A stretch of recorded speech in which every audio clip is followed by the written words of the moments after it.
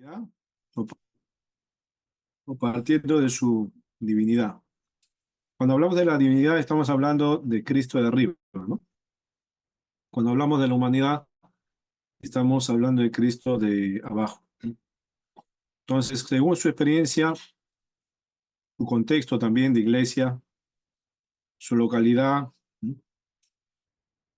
¿Cómo sería conveniente en el caso de cada uno presentar a Cristo, ¿no? Eso es. Entonces, si usted dice yo considero que podría presentar mejor a Cristo partiendo de su humanidad, ¿por qué? Por esto, por esto, por esto, por esto, por esto, por esto. O sea, el trabajo tiene que estar bien argumentado, ¿ya? Me interesa que ustedes argumenten y sepan reflexionar. O sea, su reflexión tenga argumento. Pues si usted dice por qué, bueno, dime por qué, a ver, argumentan, ¿no? Si hay buen argumento, suficiente, ¿no? Ya con eso está bien. Sí, Cristian. Sí, pastor, con respecto a esa pregunta de la 2 creo que si no me equivoco, también podría ser o argumentarlo, como usted dice, con algunas afirmaciones, ¿no? Con la razón, cómo lo resolvería, cómo lo llevaría a cabo mi presencia, la congregación en la donde pertenezco, ¿no? Cómo lo presentaría a Cristo, ¿no? Con algunas afirmaciones, perdón, tal vez compartiendo así, ¿no? Yo estoy Claro, considerando algo así, con ciertas afirmaciones, en ajá, base a la que y también, que abarque la película, como estoy poniendo. claro, y también Sí, considerando diga. algunos datos de los autores, ¿no?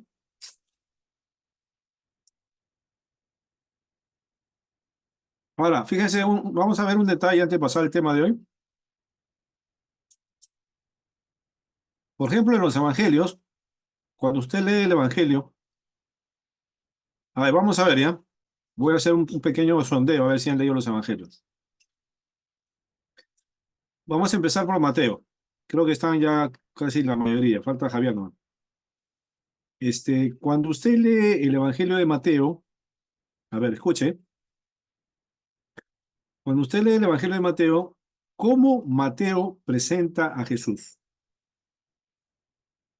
Si es que lo ha leído y ha sido un poco observador en su lectura, ¿no?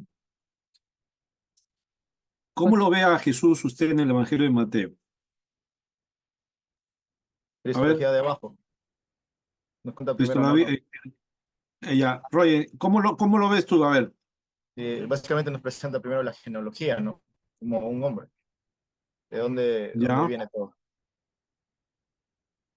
muy bien. Tiene que ver con la genealogía, su partida de nacimiento, ¿no? Ah, Claro, en el judío, por ejemplo, ¿cuál era su partida de nacimiento? Su DNI. ¿Cuál era su identidad como ciudadano judío? Era su genealogía. ajá. O sea, cuando el judío pensaba su genealogía, está presentando su identidad, de dónde viene, ¿no? Ahora, Mateo arranca con eso, ¿no? Mateo arranca presentando a Jesús como descendiente judío, con una nacionalidad e identidad clara, su lista de antepasados. O sea, quiere confirmar y afirmar y asegurar que Jesús es un ciudadano judío. Pero algo más hace Mateo. ¿Qué más? A ver, aparte de eso, ¿qué más? Pero creo que también como Mesías lo respetan, ¿no? Empiezan a respetarlos y se les muestra enseñando su autoridad que tiene Jesús ante compartir la palabra, las escrituras, perdón. Ahí muestra su respeto. eh, Comienza iniciando a respetar, haciéndose respetar, eh, enseñando autoridad, esa es la palabra. Ante hasta los evangelios y también creo que hay una lista en sí de gran valor que lo representa a él como, como el evangelio tal cual. eh, Tengo que Ya, recordar. ya, pero a ver, Mateo tiene un propósito al presentar a Jesús. Ya vimos que lo presenta primero como judío. Esa es su primera presentación, ¿no? Primer capítulo. Pero luego también, La versión Mateo, sí, diga, como descendiente de David, como descendiente de David. Muy bien, observado, bien observado. ¿En dónde está eso? en la primera parte, bueno, en la genealogía, Primera ahí parte. nos muestra. Hijo de Abraham, Claro, hijo de David. hijo de Primer David, versículo. claro. Sí, primero El, sí. el Claro, primer en la versículo, primera. sí. Dice hijo de David, hijo de Abraham. No, ahí nos muestra. El primer versículo de Mateo es el versículo clave, porque ahí presenta a Jesús. ¿Jesús quién es? Hijo de Abraham. ¿Quién más es Jesús? Hijo de David. Y luego empieza a dar su identidad, ¿no? Como nación. Pero además de eso, ¿qué más hace Mateo?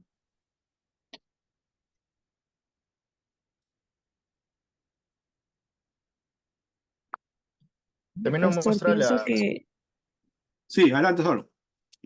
pienso que en esa genealogía muestra a Jesús como el cumplimiento de la promesa, como el Mesías, ya que narra quizás todo.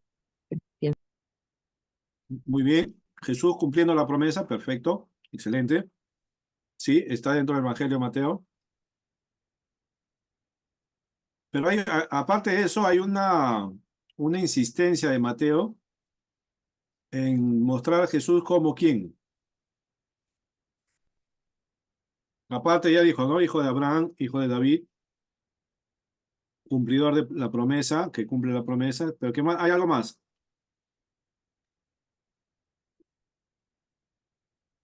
Pastor, buenas noches. Buenas. ¿Qué tal?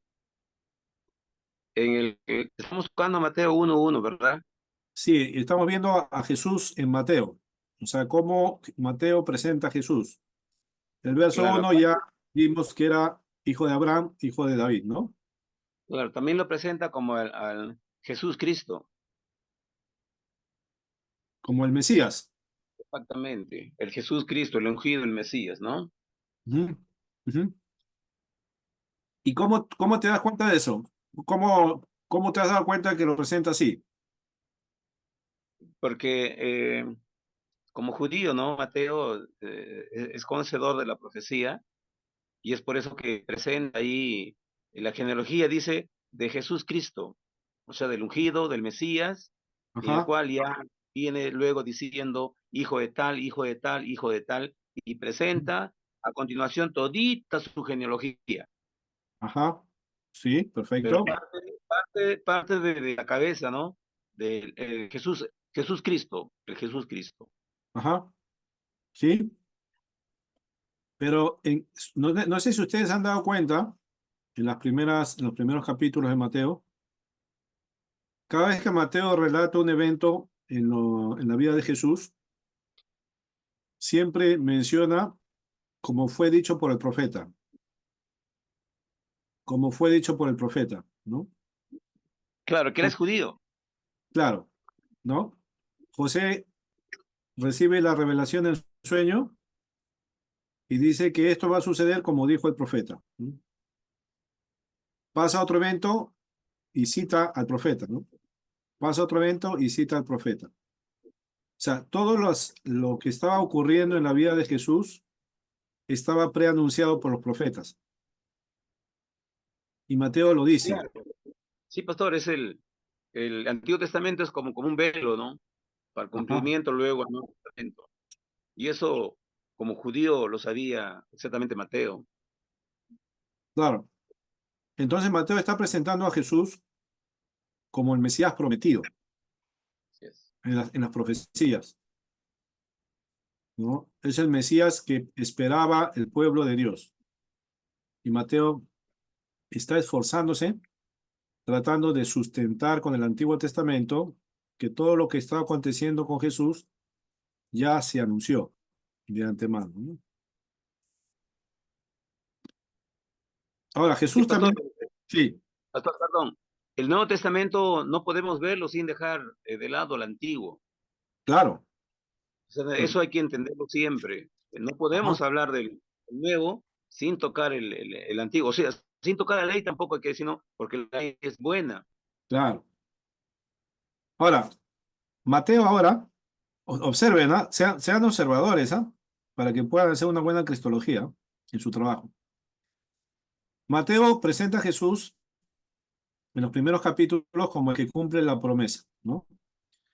En él se están cumpliendo las promesas sobre el Mesías. Jesús es el cumplimiento de todo lo que se anunció por los profetas sobre la aparición del Mesías. Ahora, en el capítulo 5, cuando aparece Jesús en el Sermón del Monte, capítulo 5, ¿cómo presenta Mateo a Jesús?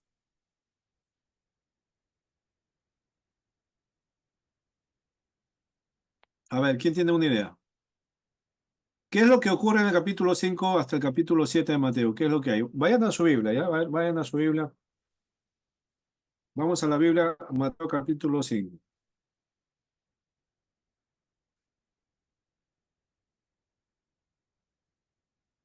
En la Reina Valera, que creo que todos usamos, ¿no? Creo que no hay alguien que use otra versión.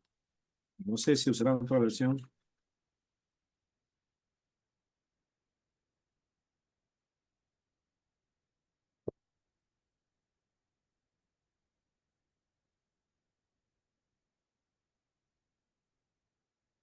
¿Qué título le pone ahí la Reina Describe, Valera? ¿Qué título le pone?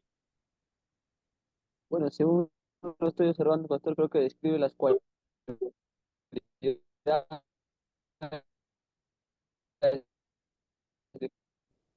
¿El título que dice? Las, bueno, la la bienaventuranza, ¿no? bienaventuranza. Ajá. Creo que todos tenemos lo mismo, la bienaventuranza. Y, Ya, ¿y cómo empiezan las bienaventuranzas? Ahí está en el versículo 1, ¿no? y yendo la Léalo, Cristian, multitud, léalo. viendo la multitud, subió al monte y sentándose vieron a él sus discípulos. ¿Todo el versículo? Y el 2. Ah, ya. Y abriendo su boca les enseñaba diciendo, Ya, bienaventurada, allá. ajá.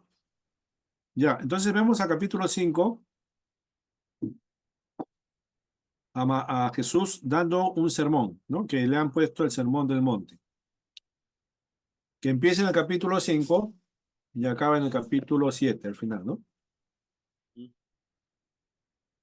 Con los dos cimientos. Mateo en este capítulo 5, 6, 7 está haciendo algo con la persona de Cristo, lo está presentando de una manera. ¿De qué trata el sermón del monte? A ver, ¿cuál es el tema del sermón del monte? Del capítulo 5, 6, 7, de esos tres capítulos. ¿De qué trata? ¿Qué dice Jesús? Así en resumidas cuentas. A ver, Como un juez lo pinta, ¿verdad? como un juez. Claro. Ya. ¿En qué sentido? A ver, ¿cómo lo ves como un juez?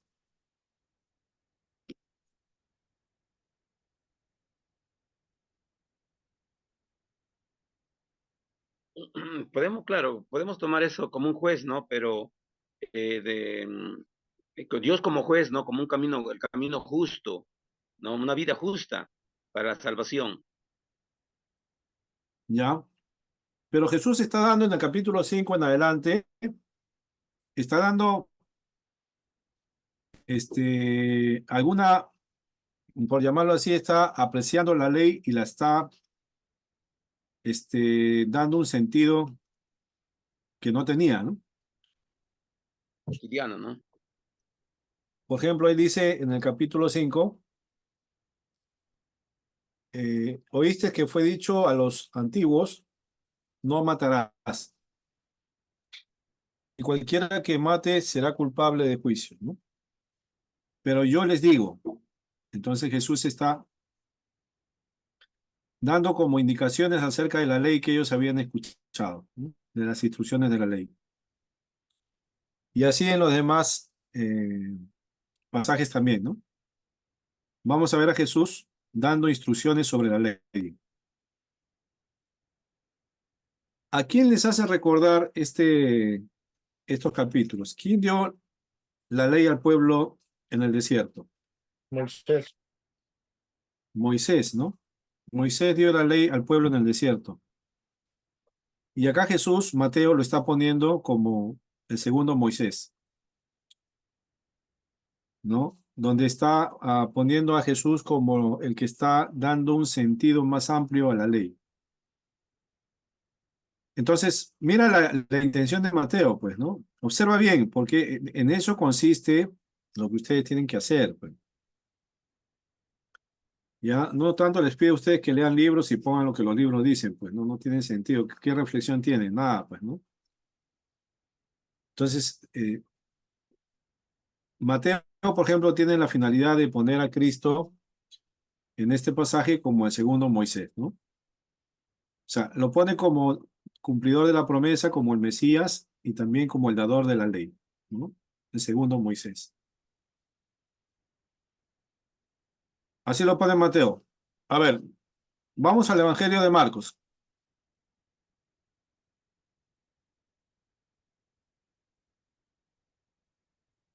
¿Cómo lo presenta Marcos a Jesús? Marcos va dirigido al pueblo gentil, ¿no? ¿Ya? Sí. Bueno, no, ahí hay una gran diferencia, ¿no? Porque no habla acerca del Mesías, ¿no? ¿Ya? Lo presenta como el Salvador, ¿no? Está bien, muy bien. Pero Entonces, Lo presenta hay un como el Hijo de enfoque Dios. como el Hijo de Dios, Marcos. Claro. ¿En qué parte, en dónde has visto eso? Igual en el versículo 1, ¿no? En el principio del Evangelio de Jesucristo, Hijo de Dios. En el prólogo, ¿no? ¿Ya? Y Claro. en el contenido del libro,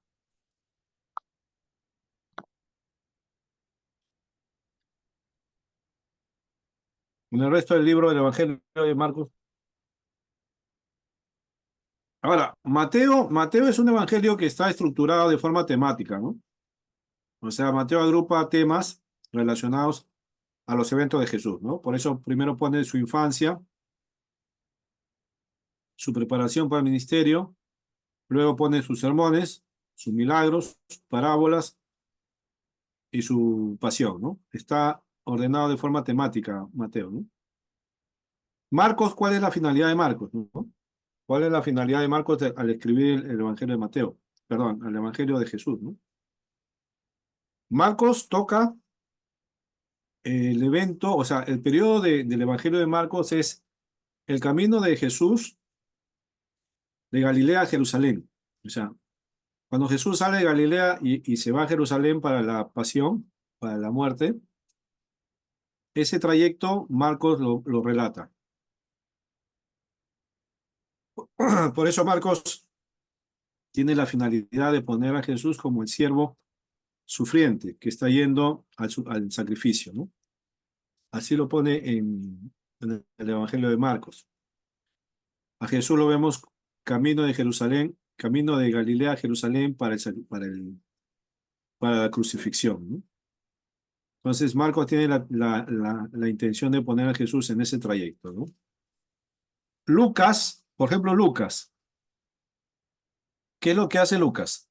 ¿Han leído Lucas? ¿Cómo pone a Jesús Lucas?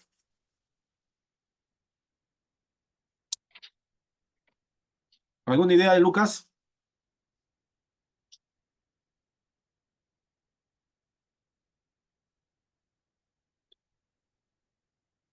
¿Están presentes? No. ¿Me escuchan? sí, profesor. Ah, ya. Ya, no pensé que no había nadie. A ver, Lucas, ¿cómo escribe su evangelio? O sea, ¿cómo presenta a Jesús? Estoy Pastor, buenas asumiendo, noches. estoy asumiendo que ustedes ya han leído, ¿no? Los evangelios. Pienso que no han leído. A ver, Julio. Buenas noches, pastor. Lo presenta como el Hijo del Hombre.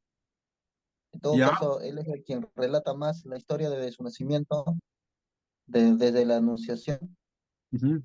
y lo muestra bastante su familia, la incredulidad de ellos, y lo presenta de esa manera. Así es. Como con el título El Hijo del Hombre, ¿no? Donde se ve más la parte humana de Jesús. Sí, muy bien observado. Y Juan, ¿cómo presenta Juan a Cristo? Como el Hijo de Dios, Como el Hijo de Dios. Perfecto. ¿Cómo sabes eso, Wilson? Verbo encarnado. No ¿Por cómo? por el ruido del carro, por el ruido del carro. Ya. Pero Ya. ¿cómo podemos afirmar que Juan presenta a Jesús como hijo de Dios? O sea, está bien, pero dónde lo confirmas? ¿Algún pasaje, algo que te haga ver eso? Allá, por la confesión de tus discípulos, que tú eres el Hijo de Dios viviente. Ya, pero eso está en Mateo, no está en Juan.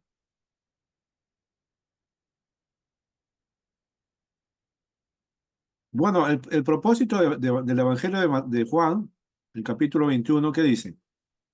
A ver, vamos a Juan 21. Juan 21. Juan, capítulo 21,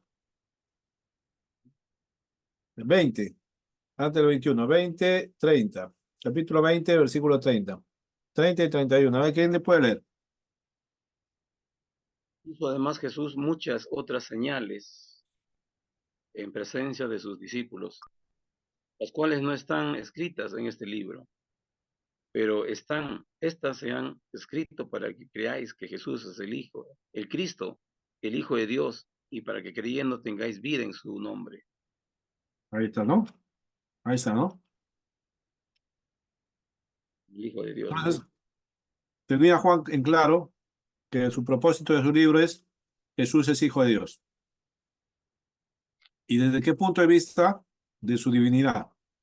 Por eso el prólogo del Evangelio de Juan, capítulo 1, versículo 1, dice: en el principio era el verbo, y el verbo era con Dios, y el verbo era Dios. ¿No? Entonces ahí está. Entonces cada evangelio tiene una particularidad al momento de presentar a Cristo en su contenido, ¿no? Y eso usted lo puede ver cuando lo lea, pues, ¿no? Cuando lo lea. Bueno, siempre bueno, les doy una recomendación, ¿no? La Biblia se lee con diferentes lentes, ¿no? O sea, usted puede leer el Evangelio de Mateo varias veces, pero léalo con diferentes lentes. ¿En qué sentido? Por ejemplo, ¿no? Voy a leer el Evangelio de Mateo para ver cómo Mateo presenta a Jesús. Esa es una forma de leer. Entonces voy leyendo y viendo algunos relatos o algunos textos donde me están mostrando cómo Mateo presenta a Jesús, ¿no? Luego puedo ver a Jesús en Mateo, puedo leer para ver cuál es el propósito de Mateo al momento de escribir, ¿no? Esa es una segunda forma de leer, ¿no? Tercera forma de leer puede ser: yo leo Mateo para ver cómo él organiza la información, ¿no? La leo para ver cómo él organiza la información. Y así, ¿no? De esa manera. Entonces, cada vez que yo leo, saco más, ah, profundizo más, escudriño más, escarbo más en la lectura que hago del Evangelio, ¿no?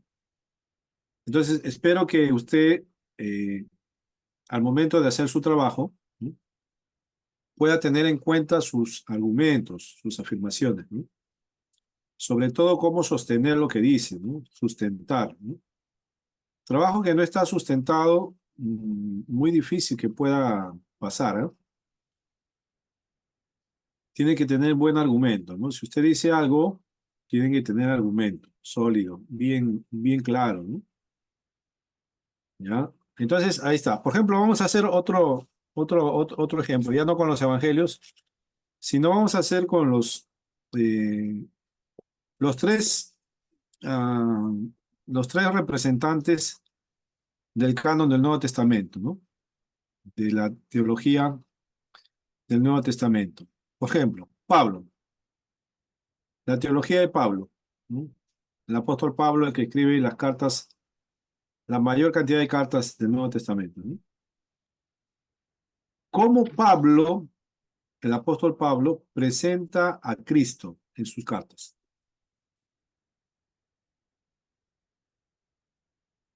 A ver, ¿quién tiene una idea? Algo que se le venga a la mente de lo que ha leído.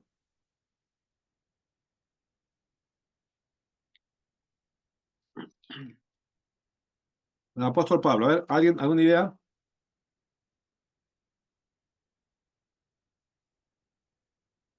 Roger, Jorge, Julio, Zulin, Christian, Wilson, ¿no? ¿Alguna idea de lo que se puede leer en Pablo sobre Cristo? Pastor, Pablo también presenta a Jesucristo como, ¿no? Como cuando habla del Hijo, él dice, ¿no? De nuestro Señor Jesucristo, dice, del linaje de David, según su carne, Ujú. ¿ya? Pero Ah, él presenta a... Y él también se hace llamar apóstol, ¿no? Y en una de ujú, sus cartas, en los saludos, en la carta de Romanos, él dice, Pablo, siervo de Jesucristo, dice, llamado a ser apóstol. Y ahí más adelante ya él expresa, ¿no? ajá, El Hijo, dice, el Hijo de Dios del linaje de David, según la carne, dice. A ujú. ver, ya también deslinda las dos naturalezas de Cristo. Sí, sí las contempla, sí. Ustedes recuerdan que el apóstol Pablo fue comisionado para los gentiles, ¿no? Ujú. Fue el apóstol a los gentiles. Ahora, cuando Pablo salía a predicar a las ciudades del Asia Menor, Pablo no tenía, eh, digamos, la tarea de anunciar a los gentiles que Jesús era el Mesías, porque para los gentiles no era el Mesías, pues los gentiles no esperaban un Mesías, ¿no? Los que esperaban un Mesías eran los judíos, la nación judía. Los gentiles ni enterados de que iba a venir un Mesías, pues, ¿no? Para ellos era algo totalmente extraño. Entonces, cuando Pablo sale a predicar a Cristo a los gentiles y a presentarles, él no los presenta como el Mesías que esperaban ellos, porque no lo esperaban, ¿no? Sino Pablo, ¿cómo los presenta? Los presenta como Cristo el Señor.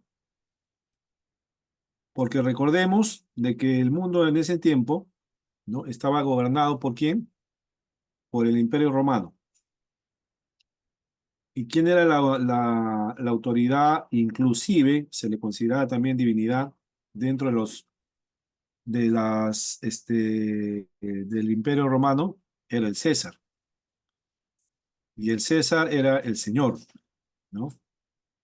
Entonces, cuando Pablo presenta a Cristo, lo presenta con ese título, ¿no?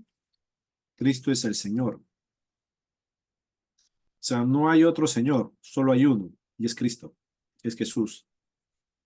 Acompañado de todo lo demás que ya hemos visto, ¿no? Que Dios lo levantó de los muertos.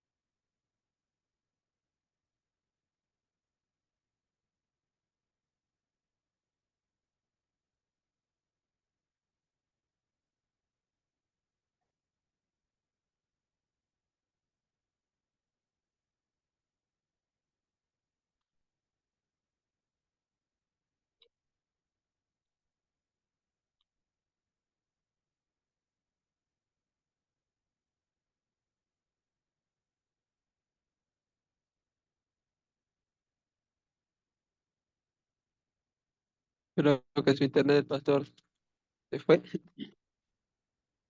Por todo internet. El pastor. Pensé que era mío.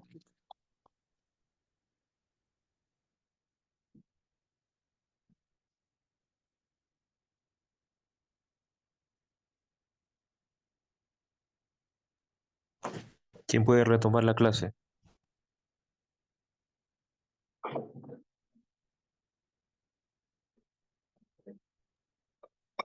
Esa parte de lo que dijo el pastor de que el apóstol Pablo presenta a Cristo según sus cartas como Cristo es el Señor. Creo que en Romanos lo afirma. No, no sé, por ahí creo que quisiera encontrar el capítulo bien para confirmar eso. A ver si ustedes lo saben más, a ver, podrían nos afirmar, a ver. No solo en Romanos, cuando en Hechos que estamos estudiando en los últimos capítulos, cuando se Ya. presenta a Festo, a, a Rey Antipas, y cuando declara su testimonio, les cuenta, ahí presenta a Cristo el Señor. Y en varias veces, ¿ah? Festos, ¿no? Festos, sí, es el personaje me Sí, sonaba. Festos. donde le dice, por poco me persuades a ser cristiano. Ujú. Ujú.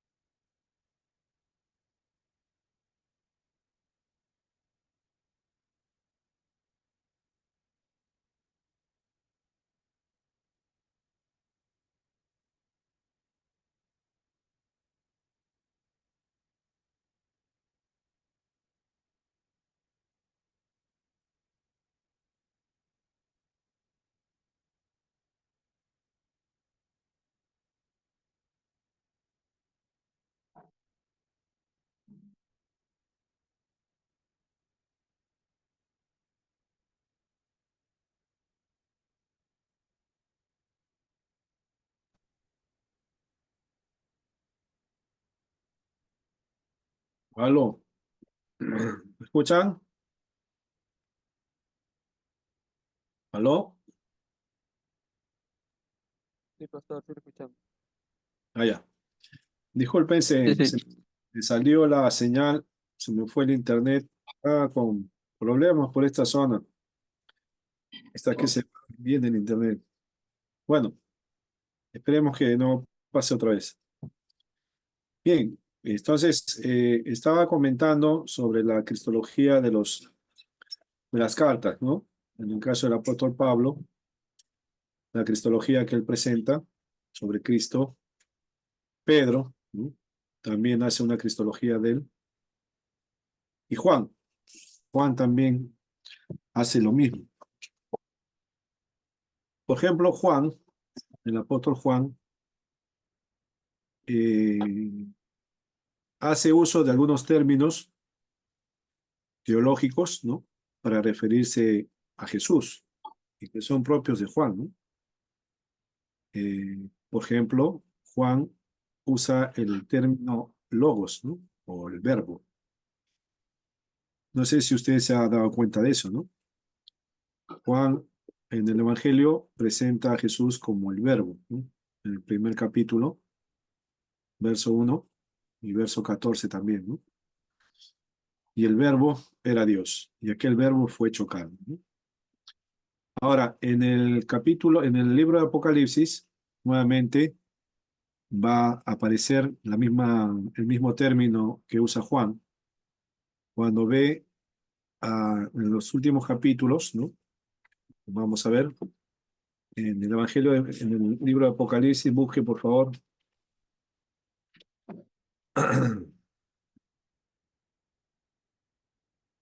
Vamos al Apocalipsis,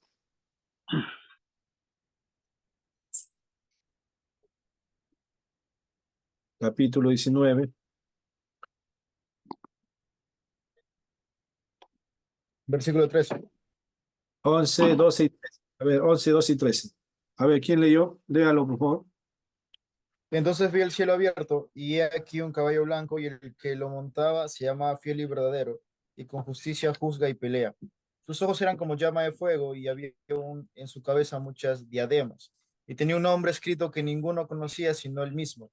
Estaba vestido de una ropa teñida de sangre, y su nombre es el Verbo de Dios. Ya, Amén. ¿no? Gracias, Roger. Entonces, acá Juan está presentando a Cristo con un término teológico, ¿no? El verbo de Dios.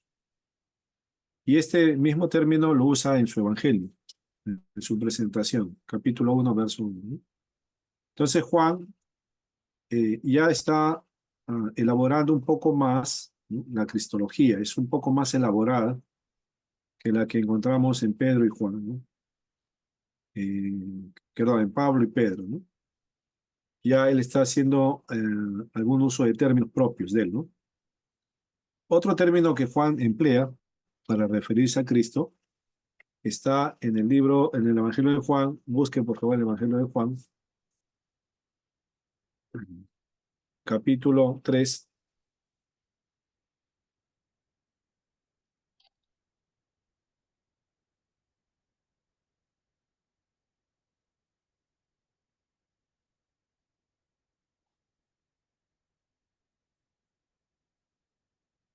A ver, ¿quién puede leer, por favor? ¿Qué versículo, pastor? Versículo. ¿Qué versículo justo? Juan, capítulo 3, perdón, capítulo 1, Ah, ya. versículo 29. 29. Sí, 1:29. Dice, el siguiente día vio Juan a Jesús que venía a él y dijo, He aquí el Cordero de Dios que quita el pecado del mundo. Ya. ¿Cómo lo llama Juan a Jesús? Como Cordero Cordero de de Dios, de Dios. Dios. Ahora, si nos vamos al Apocalipsis, que también es obra de Juan, y nos vamos al capítulo 4, la primera visión.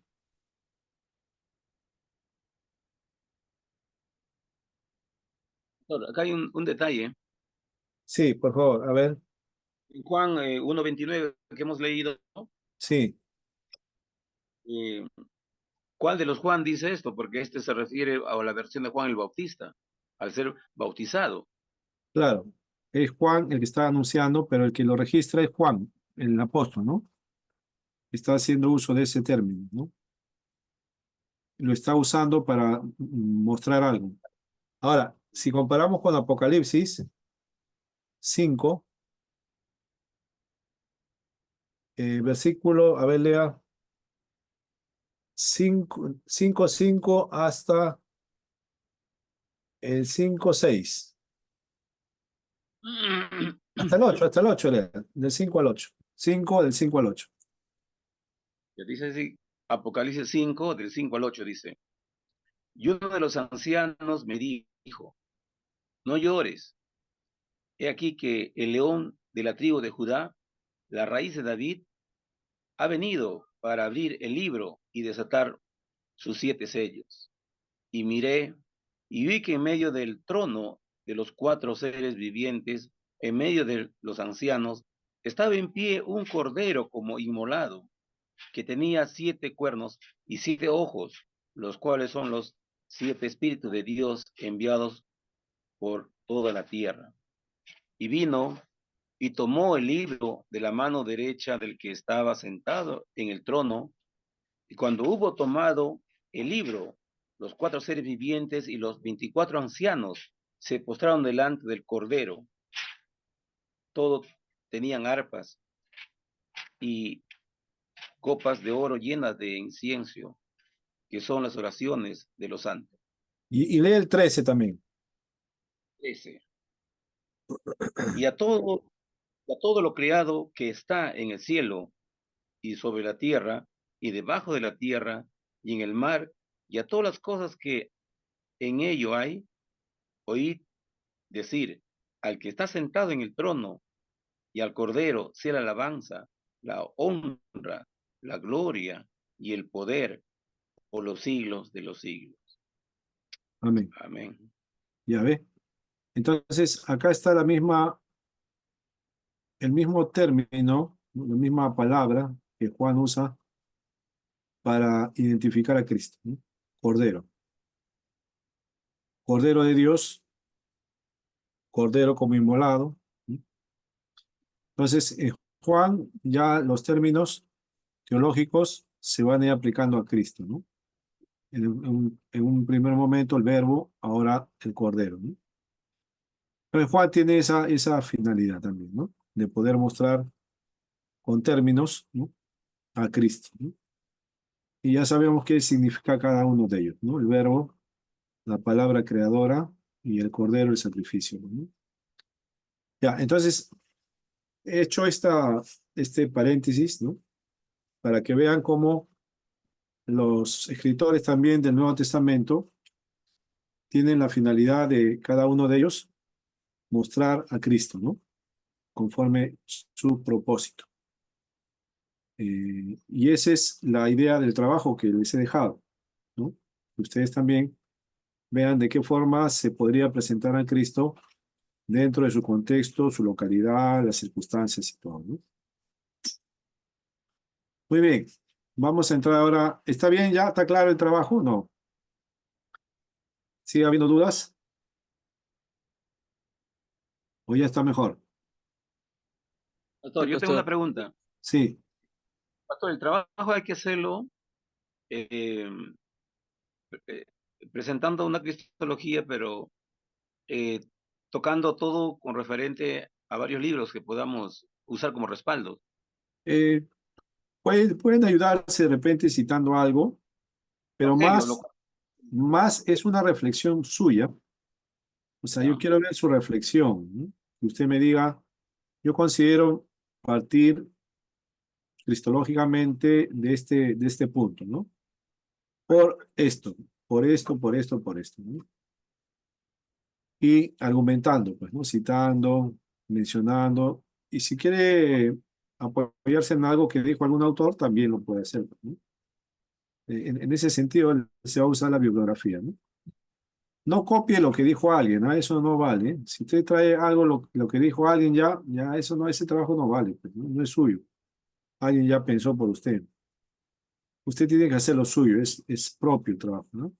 No le estoy dejando un trabajo de buscar información y copiar y pegar nomás. No es eso, ¿no? Sino quiero que reflexione y vea su capacidad de entendimiento, de reflexión, ¿no?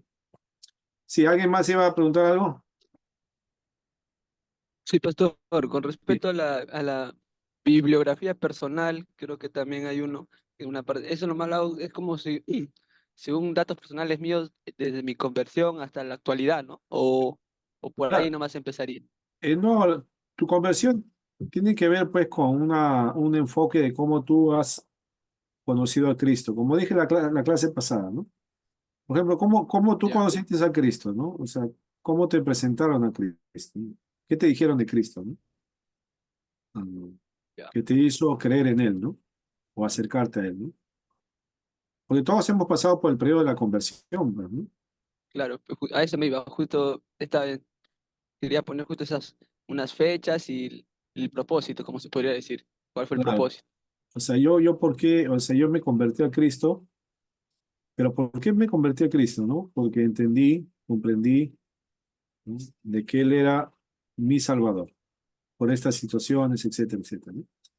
La, Ok, la- la conversión propia también ayuda un poco para poder para preparar el trabajo, ¿no?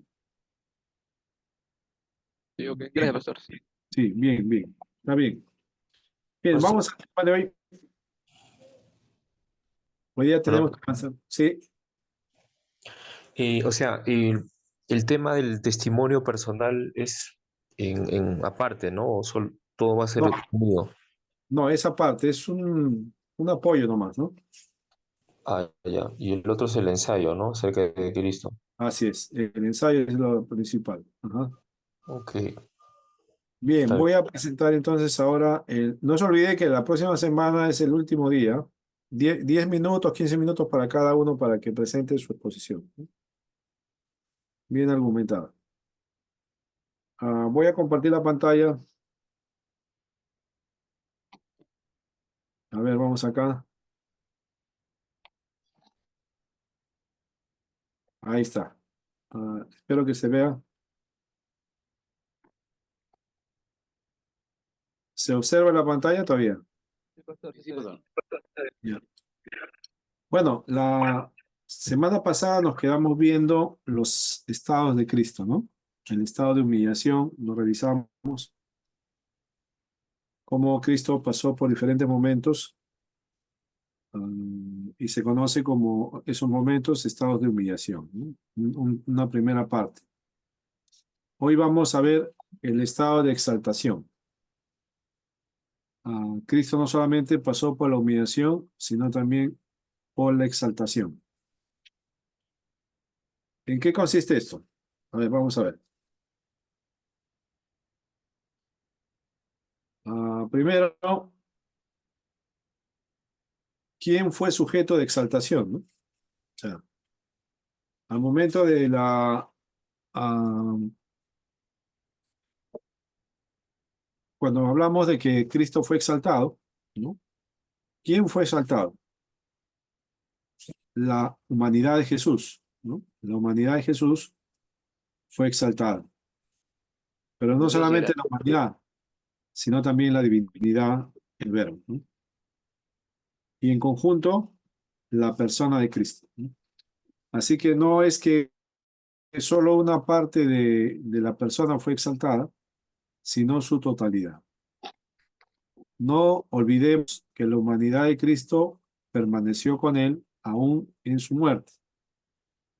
La humanidad de Cristo no se desintegró, no se esfumó, no se evaporó. Permaneció unida al Verbo, a la divinidad, ¿no? En una persona. Así que cuando Cristo es exaltado por el Padre, en su conjunto es exaltado, la humanidad y la divinidad. Todo fue exaltado en la persona de Cristo, ¿no? No se vaya a confundir, ¿no? No es que solo un lado recibe exaltación y el otro se queda contemplando, ¿no? No, toda la persona fue exaltada, lo humano y lo divino. Ahora, hay momentos de la exaltación en la persona de Cristo. Vamos a revisar esos momentos. El primer momento tiene que ver con la resurrección, ¿no? A ver, la resurrección de Cristo. Vamos a ver del Evangelio. Vamos a ver del Evangelio. Bueno, los cuatro evangelios relatan la resurrección, pues, ¿no? Es un hecho bastante documentado. Tenemos 4 documentos que atestiguan que así fue, ¿no? Eh, Vamos a usar Mateo capítulo 28 para ver algunos detalles, ¿ya? Algunos detalles de este momento de exaltación. A ver, ¿quién puede leer del verso 1, Mateo 28, del verso 1 al verso 10? Amén. Por favor.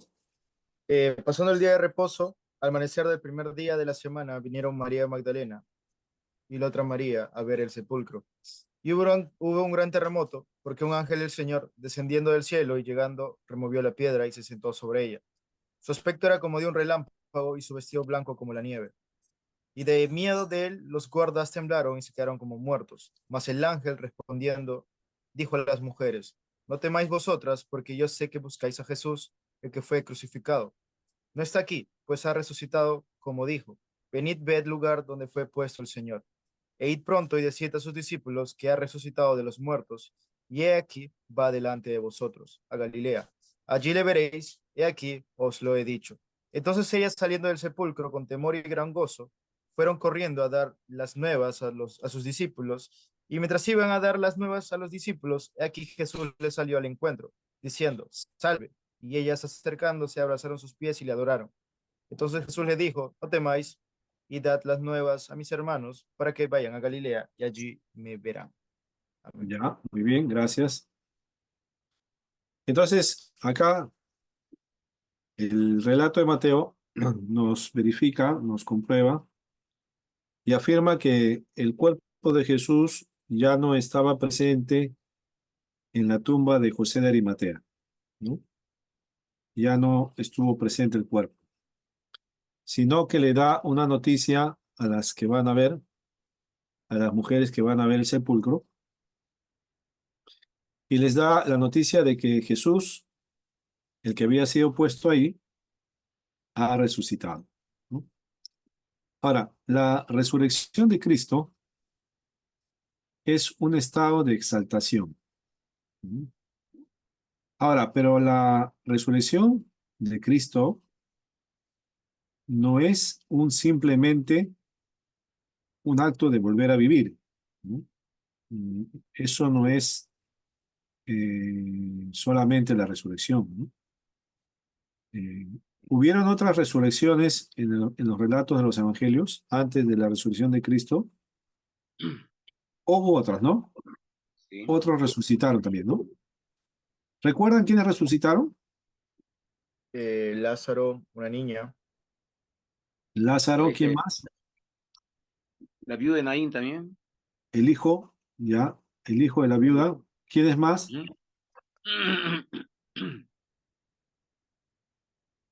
¿Quiénes más El, resucitaron? el siervo del centurión romano también. Eh, mm, Creo que él no murió, estaba mal nomás. Pero sí han citado a 3, ¿no? Pero alguien más resucitó, ¿no? Aparte de Lucas, perdón, aparte de Lázaro, aparte de la hija del,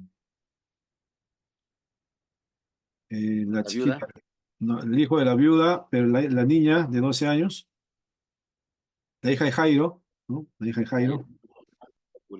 Pero también resucitaron otras personas. Recuerdan que cuando Cristo murió, dice que algunos se levantaron de los sepulcros en el Evangelio de Mateo. O sea, hubo una resurrección luego de la muerte de Cristo, de otras personas, ¿no? Ya, todas estas personas que resucitaron antes de Cristo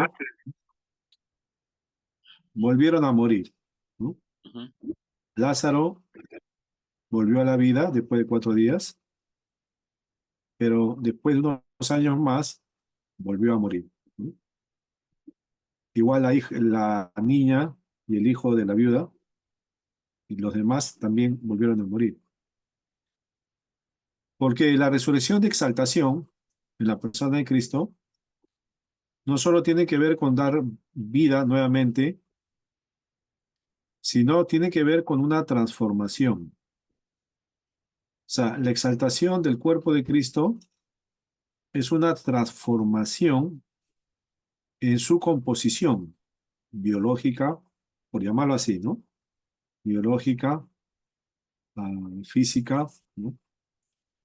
Del cuerpo.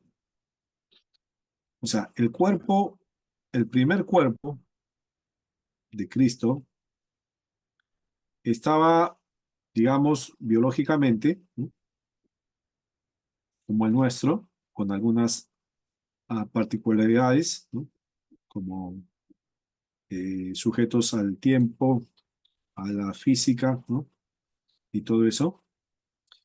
Pero ahora, en la resurrección de Cristo, el cuerpo de Jesús pasó por un cambio notable, ¿no? Porque ya algunas cosas que afectaban al primer cuerpo ya no le afectan, ¿no? Como por ejemplo las barreras físicas, ¿no? Ujú. Él podía estar presente en un lugar donde estaba cerrado, ¿no? Como lo relatan los evangelios, ¿no? Estando cerrado se apareció delante de ellos, ¿no? En cuerpo, ¿ya? No en espíritu, sino en cuerpo. Se apareció Jesús delante de ellos, ¿no? Y estaban con las marcas de las heridas, ¿no? Entonces, su cuerpo pasó por un cambio, ¿no? Que no lo tenía antes, ¿no? Estaba también el cuerpo, podía estar presente, podía alimentarse, ¿no es cierto? El cuerpo resucitado. Y sobre todo el cuerpo glorificado y exaltado de Jesús fue un cuerpo que ya no podía ser sujeto a la muerte, ¿no? O sea, con la resurrección de Cristo, ¿no? En Cristo, la resurrección de Cristo, su cuerpo experimentó un cambio más allá de lo que es volver a tener vida, ¿no? Sino una ah, glorificación fuera de toda corrupción y pasó a ser un cuerpo preparado para la eternidad, ¿no? Ah, un cuerpo que ya no es propenso a la muerte, ¿no? En la resurrección. Ahora, les pregunto, ¿no? ¿Para qué hizo Jesús esto? ¿Para qué se hizo esto en la persona de Cristo? A ver, ¿quién tiene una idea? ¿Cómo es la pregunta, pastor? ¿Por qué fue necesaria la exaltación de Cristo en la resurrección? Bueno, Él es la primicia, ¿no? De todos. Esa es nuestra esperanza. Es para, no tanto para él, pues, ¿no? Porque él es ¿cómo se llama? Es Dios, ¿no? No es porque él lo necesitara, ¿no? Sino esa obra la hizo para beneficio nuestro, para darnos la promesa y la seguridad de que nosotros también vamos a pasar. Por eso, ¿no? La exaltación de Cristo en la resurrección es el ejemplo de lo que nosotros vamos a pasar. Es la primicia, como dice Roy, ¿no? Es el primer fruto de la resurrección para darnos ejemplo y esperanza de que así como Cristo resucitó, así también nosotros resucitaremos, ¿no? Entonces, si quieres saber cómo será la resurrección, solo tenemos que analizar los eventos propios de la vida de Cristo, ¿no? En su resurrección. Y podernos dar cuenta cómo será ese evento cuando llegue el momento, ¿no? El cuerpo de nosotros también será un cuerpo que pasará de corrupción a incorrupción, ¿no? Porque bien dice San Pablo que el cuerpo nuestro, o sea, la carne y la sangre, no pueden heredar el reino de Dios, ¿no? O sea, con este cuerpo definitivamente no podemos heredar ni entrar en el reino de Dios, ¿no? No es posible. Entonces, ¿qué se necesita? Que este cuerpo muera, pero muera para vestirse de incorrupción, ¿no? Para que pueda ser a la imagen del cuerpo de Cristo. Así que la resurrección es un primer estado de exaltación, ¿no? De nuestro Señor Jesucristo. Ahora, este hecho de la resurrección de Cristo, ¿no? Fue único, ¿no? No hay otro que haya experimentado y pasado por este momento. Es único. La resurrección de Cristo es único, ¿no? Porque la resurrección de Cristo, ¿no? Abre el camino de la esperanza cristiana, ¿no? Que nosotros también vamos a resucitar.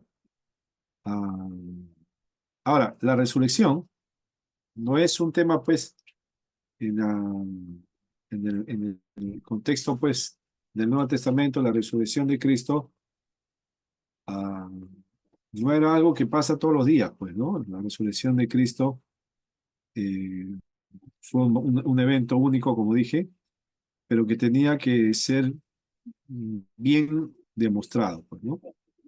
Se tenía que demostrar que así fue, ¿no? Algunos, ¿no? En su afán de desacreditar la resurrección de Cristo, ¿no? En su intento de decir que no fue así, ¿no? Cristo nunca resucitó, ¿no? Elaboran algunas teorías, ¿no? Siempre la oposición está buscando desacreditar el cristianismo, ¿no? Y ellos consideran que Cristo ah, no resucitó, sino que su cuerpo fue robado por los apóstoles, ¿no?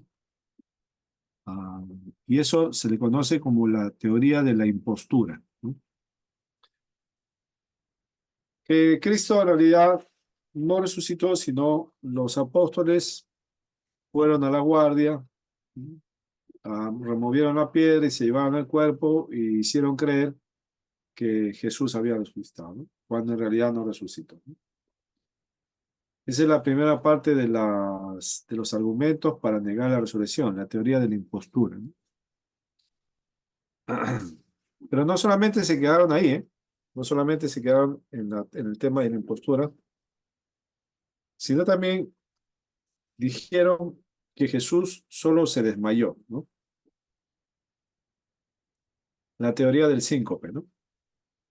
Que tiene que ver que en la cruz Jesús no experimentó la muerte en realidad, sino que sufrió como un desmayo, una pérdida de conocimiento, ¿no?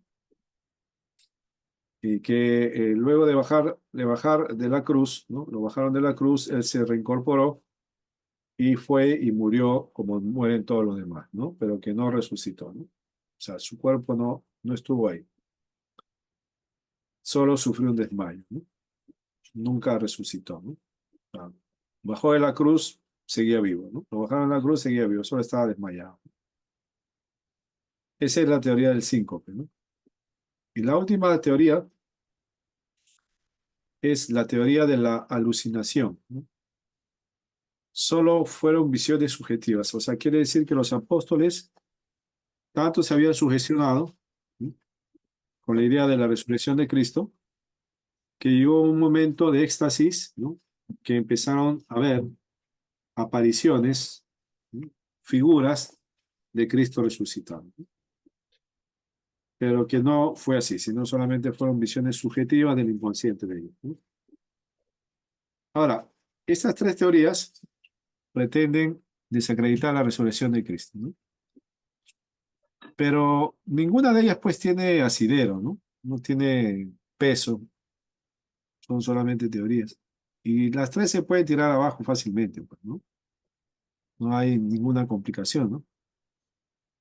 En los evangelios, ¿no?, relatan que los apóstoles, eh, primero que no tenían claro lo de la resurrección de ellos mismos, pues, ¿no? Ellos no tenían claro de que la resurrección iba a pasar como Cristo lo dijo, ¿no? Por eso es que cada uno estaba pues ya un poco triste por los eventos que habían pasado. Algunos estaban un poco ya volviendo a sus tareas habituales, pensando que ya todo se había acabado, pues, ¿no? Y es más, en los relatos de la resurrección, ¿no? El ángel le dice a las mujeres que vayan pues y anuncien, ¿no? Lo que no se olviden lo que Cristo les dijo cuando estaban con él, ¿no? Que era necesario que muera, pero que al tercer día iba a resucitar. Así que los apóstoles, ellos no estaban muy este, claros con el tema de la resurrección, ¿no? Así que la teoría de la impostura cae al piso, pues, ¿no? Porque ellos, los apóstoles, no estaban pues ni con mucha claridad de las cosas que estaban pasando, ¿no? Menos para robarse un cuerpo para decir que ha resucitado, ¿no? Pastor, Sí, eh, estaba revisando el libro La Cueva, en la parte de la exaltación, donde los luteranos tienen otra, con respecto a la exaltación del Hijo de Dios, ya. tienen, no lo niegan, pero tienen una postura muy Ajá. diferente a los reformistas. Ya, a ver, coméntela, por favor. Ya, le voy a decir para que, a ver, los hermanos también puedan ver Ya, en la lección 25 de La prueba. Cueva, Ajá. los luteranos afirman que la exaltación de Cristo consistió en reasumir el ejercicio pleno de los atributos divinos que le correspondía por el hecho mismo de la encarnación, pero que había dejado a un lado al renunciar a su gloria y empequeñerse en la forma de esclavo. En cambio, los reformados aseguran que Cristo en su exaltación Ajá. dejó de estar bajo la ley para pasar a un estado de soberanía total, con la posesión de las bendiciones salvíficas que había ganado por la humanidad ya redimida y su coronación a la diestra de Dios en honor y gloria. Ya ves, hay alguna diferencia ahí, ¿no? Sí, Ya, bueno, ahí están como le digo, en la teología hay postura, pues, ¿no? Entonces, los luteranos, pues, tienen esa inclinación para ese lado. La reforma, los reformados, tenemos para este lado, pues, ¿no? Pero ahí ujú, está para que puedan conocer, ¿no? sí, pastor. Eh, entonces, los apóstoles no, ni muy al tanto de la resurrección de Cristo, y mucho menos puede robarse un cuerpo, pues, ¿no? Entonces, eso queda fuera, ¿no? El otro, Jesús solo se desmayó, dice, ¿no? Entonces, los evangelios dicen que el Señor Jesús expiró, murió, ¿no? Y tanto es así que el soldado, para percatarse de que había muerto, ¿no? Se acerca y le incrusta una lanza, ¿no? Para ver si había acontecido, ¿no? Entonces, efectivamente, Jesús sí murió, ¿no? Y la teoría de la alucinación, pues, cae por tierra, ¿no? Porque Lucas dice que Jesús no se presentó una vez, ¿no? Ni dos veces, ni tres, ¿no? Jesús se presentó 40 días vivo, ¿no? Con pruebas indubitables, ¿no? Y el apóstol Pablo en 1 Corintios capítulo 15 dice que Jesús se apareció a 500 hermanos a la vez, ¿no? De los cuales en ese tiempo algunos todavía estaban vivos y otros habían muerto, ¿no? Entonces, no es posible una alucinación de esa manera, pues, ¿no? Quizás uno o dos, pero 500 personas a la vez vieron a Cristo resucitado. No es una alucinación, sino es un hecho verdadero, ¿no? Y los 40 días del Señor en la tierra para poder justamente confirmar, ¿no? Hacerles ver con claridad lo que había ocurrido a sus apóstoles, ¿no? Ahora, Pastor, tengo una acá hay... pregunta. Sí, sí, ¿Cómo se llama? Esta doctrina de la exaltación es muy buena que que revisarla porque ¿qué pasa con el cuerpo de Cristo cuando nace, ¿no? A través del vientre de María? eh, Estaba sujeto todavía, ¿no? Como todo cuerpo, como todo ser humano, ¿no? Y dice la Escritura que tenía que ser semejante a sus hermanos, o sea, como, como cada uno de nosotros, ¿no? Pero, ¿qué pasa en la resurrección? ¿No? Ujú. Después viene la exaltación. Eh, la resurrección de entre los muertos, vamos a verlo, ¿no? Que Cristo dejó de estar sujeto, hermano, ay, pastor, corríjame, por favor, dejó de Ya, estar sujeto a su anterior condición o su debilidad física. claro. El cuerpo glorificado en la Ujú. exaltación ya dejó de estar sujeto al cuerpo anterior, pues, ¿no? Hay un cambio. Correr sangre por su vena, pastor. Eso, bueno, por esos datos, por ejemplo, son ya, eh, no tenemos mucha información, ¿no? Cómo el cuerpo, cómo está compuesto, ¿no? Uno está Ah, compuesto, ¿no? claro, esa parte biológica, orgánica, ¿no?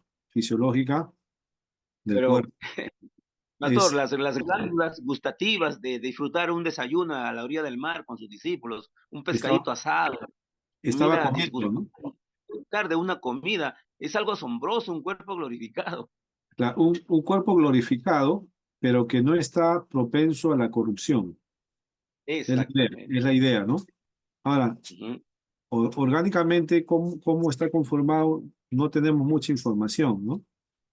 Eh, pero sí sabemos que el cuerpo está preparado para la eternidad. Entonces, eso sí está claro, ¿no? O sea, el Una cuerpo sombra, sus facultades, pastor, las facultades están intactas, las facultades, así es. emociones, facultades de todo, todo está tan intactas están, pastor. Se la Ya. puede ver en la resurrección del Señor Jesús. Ah. Ahora, la idea del cuerpo glorificado es un cuerpo que no tiene pecado. Amén.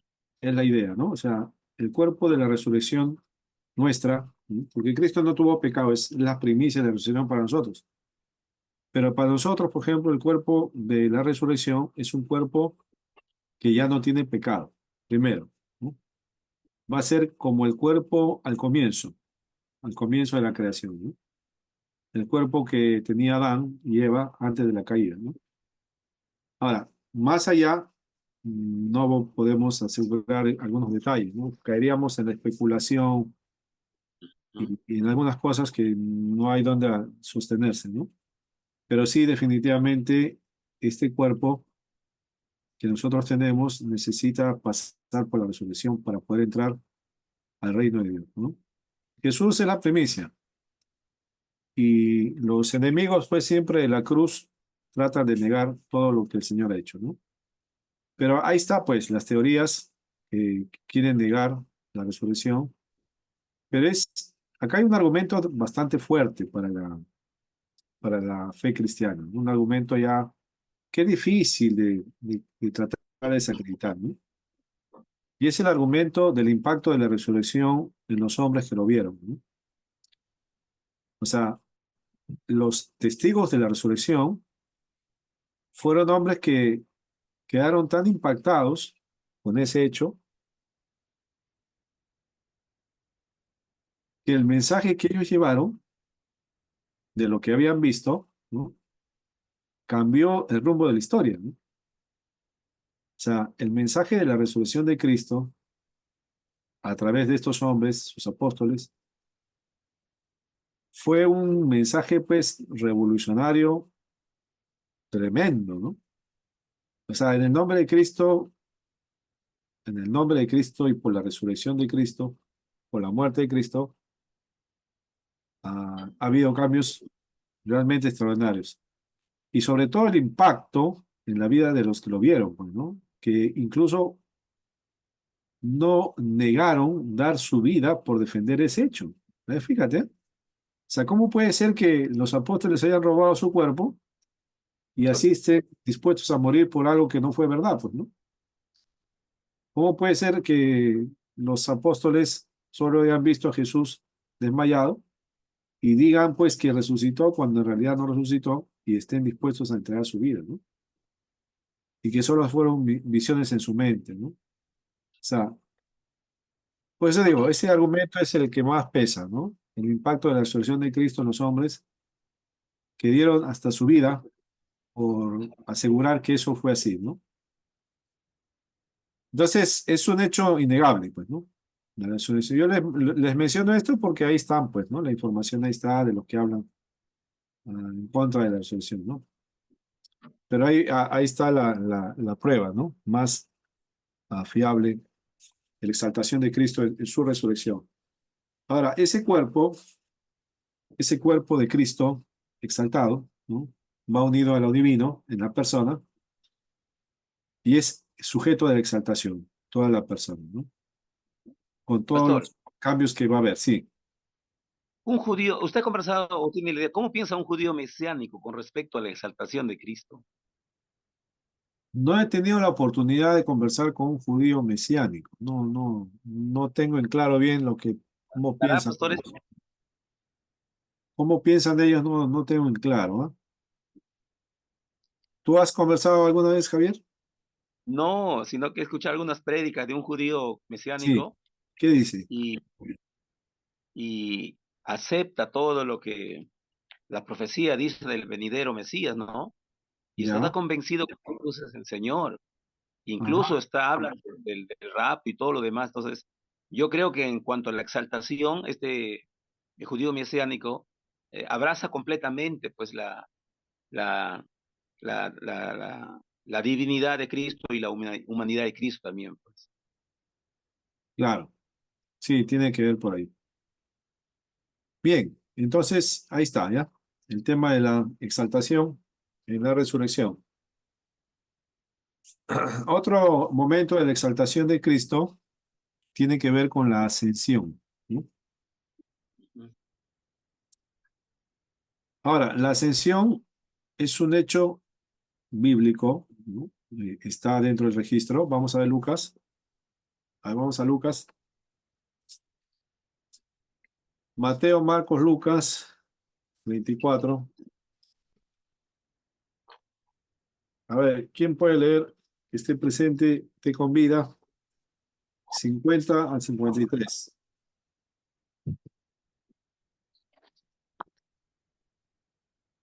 Amén, pastor. Amén, pastor. Y lo sacó fuera hasta Betania y alzando sus manos los bendijo. Y aconteció los que bendiciéndolos se separó de ellos y fue llevado arriba a los cielos, al cielo, pero ellos después de haberle adorado volvieron a Jerusalén con gran gozo y estaban siempre en el templo alabando y bendiciendo a Dios. Amén. Ya, muy bien. Primer relato de Lucas y su segundo tomo, Hechos 1, del 6 al 11. A ver, Hechos 1, del 6 al 11.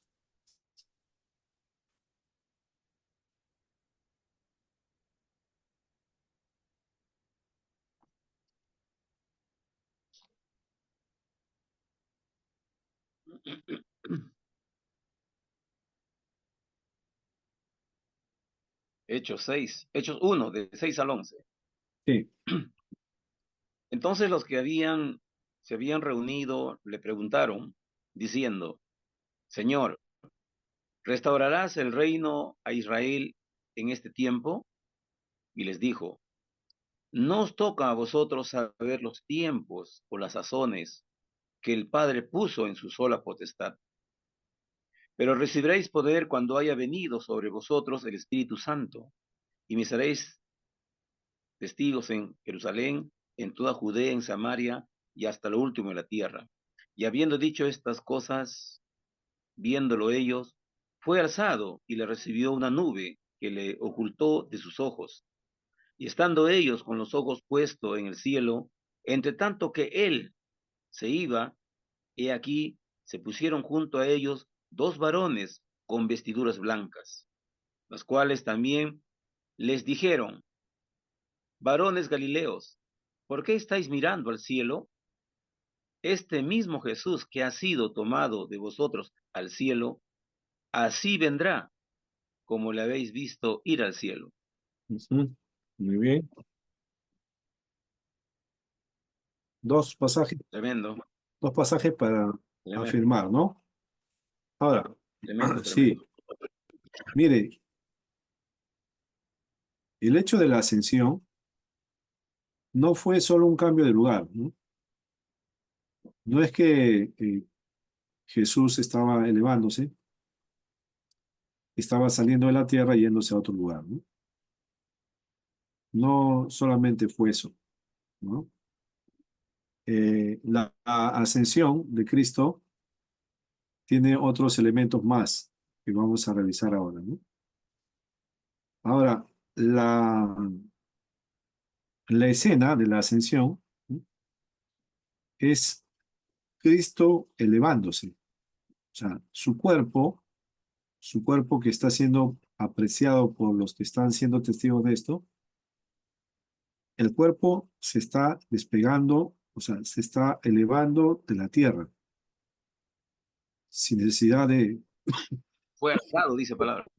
Ah, Fue claro, alzado, dice. fue alzado, ¿no? O sea, su cuerpo fue elevado Ajá. y no habían, digamos, alguien que lo estaba elevando, no estaba siendo impulsado por algo, sino de forma natural el cuerpo se estaba levantando, ¿no? Se estaba elevando. Ahora, ese cuerpo que se está yendo y los apóstoles están mirando, los discípulos están contemplando que se está elevando, ¿no? Ese cuerpo se fue, se fue desapareciendo a la vista de los ojos de ellos, pero no es que el cuerpo se esfumó, ¿no? O sea, se desintegró, se evaporó mientras iba subiendo, ¿no? Se dice la palabra que se ocultó de ellos, o sea, ya no lo podían ver, ¿no? Porque la figura es que el cuerpo empieza a elevarse, elevarse, elevarse, y llega un momento en que ya la visión no da para verlo, ¿no? Y ya como que se oculta de los ojos, ¿no? Pero ese cuerpo sigue presente, ¿no? Es lo que estamos enseñando, ¿no? El cuerpo de Cristo no se ha esfumado, no se ha disuelto, no se ha desintegrado, no se ha evaporado, ¿no? Está presente. Al momento de la ascensión se asciende toda la persona, porque ya dijimos que la exaltación es a la persona de Cristo, no es a la divinidad solamente, ni a la humanidad, es a los dos, a la persona. Entonces, cuando el cuerpo se está elevando toda la persona, humana, divina, ¿no? Con sus características glorificadas. Se está elevando y está saliendo de un escenario para entrar a otro, ¿no? Así que ese cuerpo está presente, ¿no? Está presente hasta hoy, porque una de las, digamos, incorrectas enseñanzas sería decir que el cuerpo, mientras lo veían, estaba presente. Cuando ya dejaron de ver el cuerpo y como que se fumó, ¿no? Y solamente se fue, digamos, la parte divina. Lo humano se quedó ahí nomás. Hasta ahí nomás, gracias. Ya no necesitamos. Chao, ¿no? Hemos aprendido de que no, que toda la humanidad de Cristo y divinidad fue exaltada y en su persona, ¿no? Es la que ascendió, humano, divino. Y que no es que dejó el cuerpo para después cuando regrese a volverlo a tomar, ¿no? No es una chaqueta que la guarda para cuando regrese la vuelva a usar, ¿no? Sino es una parte de su persona. Y toda la persona de Cristo fue glorificada, ¿no? En su exaltación, en su ascensión, ¿no? Pastor, Sí, una pregunta acá, perdón. Los varones que se pusieron al costado, ¿no? ajá, Con vestiduras blancas, nombran la palabra cielo, pero el hebreo tenía como referente tres tipos de cielo. ¿Podría ampliarnos eso, por favor? ¿A qué cielo ya. se fue el Señor Jesús? Porque dice la Bueno, nube lo ocultó.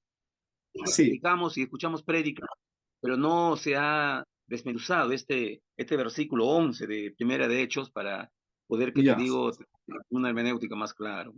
Claro, por ejemplo, la idea de la nube que usa Hechos, ¿no? Ujú. Cuando dice, y una nube le ocultó de los ojos de ellos, está hablando la nube, ¿no? La nube simboliza en el Antiguo Testamento, ¿no?, la presencia de Dios. O sea, mientras el pueblo estaba saliendo de Egipto, camino a la tierra prometida, dice que había una nube de día que los guiaba, ¿no? Y esa nube era la presencia de Dios, ¿no? Entonces, cuando Lucas relata y dice que una nube le ocultó de ellos, ¿no?, está relacionando a esa presencia de Dios, que está haciendo, que está recibiendo al cuerpo en la ascensión, ¿no? O sea, porque hay un recibimiento del cuerpo en la divinidad, pues, ¿no? Hay un recibimiento del cuerpo en la divinidad, en la ascensión. Ahora, eso de los cielos, primer cielo, segundo cielo, tercer cielo, ¿no?, era una creencia judía, ¿no?, que en la eternidad, en el cielo, ¿no?, hay tres categorías, o tres espacios, pues, ¿no? Donde en el primer espacio, pues, están los seres, nosotros, el cielo natural que vemos, pues, ¿no? El firmamento, las estrellas, ¿no? Los astros, ese es el primer cielo, ¿no? Lo natural que podemos ver, ¿no? El segundo cielo es donde están, pues, los ángeles, los seres espirituales, ¿no? Y el tercer cielo es donde está Dios, ¿no? Eh, la morada de Dios, ¿no? Esa es su creencia, ¿no?, de los judíos. Entonces, Pablo, ¿no?, teniendo en cuenta esa idea también de los niveles de cielo, él menciona que tuvo una visión que fue arrebatado al tercer cielo, ¿no? Ujú. Y el tercer cielo, en la idea judía, es pues el lugar de la morada de Dios, ¿no? El tercer cielo. Y ahí es donde escuchó palabras que es imposible Inefable, volverlas inefables, no se pueden explicar, pues, ¿no? Entonces, esa es la idea de los cielos en la tradición judía, ¿no? Pero ahora cierto, gracias. en la, en la tradición cristiana, ¿no?, sabemos pues por las cartas paulinas, también las de Pedro y la de Juan, que no hay tres cielos, pues, ¿no? Hay solo un cielo, que es la morada de Dios, ¿no? Y cielo como, cielo no como un lugar físico que está dentro de la creación, porque Dios no habita en la creación, o sea, él no necesita la creación para habitar, pues, ¿no? O sea, cuando hablamos cielo, hablamos de la morada de Dios, pero no como un lugar, ¿no? No como un lugar que Dios ha creado y que Él está ahí esperando, ¿no? No, el cielo es la presencia misma de Dios, ¿no? El cielo. No es un firmamento, no es un lugar así que por ahí está y no lo conocemos, ¿no? Es la presencia de Dios misma, ¿no? El cielo. Ahora, cuando Cristo asciende, ¿no?, la presencia de Dios se une a la presencia de Dios, el cuerpo exaltado, ¿no?, glorificado, que no había antes. Recuerde, ese cuerpo no había antes, ¿no? Recuerde, ¿no? La humanidad de Cristo llegó a ser en la concepción, en la encarnación. Antes no había, ¿no? No se olvide, el cuerpo de Cristo, su humanidad llegó a ser en la encarnación, ¿no? Antes no había. Ese cuerpo, ahora glorificado, resucitado, está ascendiendo y está uniéndose a la divinidad. Interesante, ¿no? Entonces, el cuerpo glorificado, exaltado de Cristo está, digamos, siendo recibido dentro de la divinidad, ¿no? Pues no había, el cuerpo antes no estaba, pues, ¿no? Entonces, ese traslado de acá para allá, ¿no?, no solamente es un cambio de lugar, sino que también ocurre algo al momento de la ascensión, ¿no? Al momento de la ascensión, necesariamente el sacrificio de Cristo tenía que ser presentado, ¿no? El sacrificio de Cristo tenía que ser presentado, ¿no? ¿Y quién presenta el sacrificio? ¿Quién presenta el sacrificio? el mismo que es sacrificado, ¿no? El mismo Hijo entra en la figura del lugar santísimo, entra con su propia sangre a presentarla para expiación del pecado, ¿no? El sacrificio de Cristo tenía que ser presentado a Dios, ¿no? Y en esa figura de la ascensión, ¿no?, se está yendo para presentar el sacrificio, ¿no?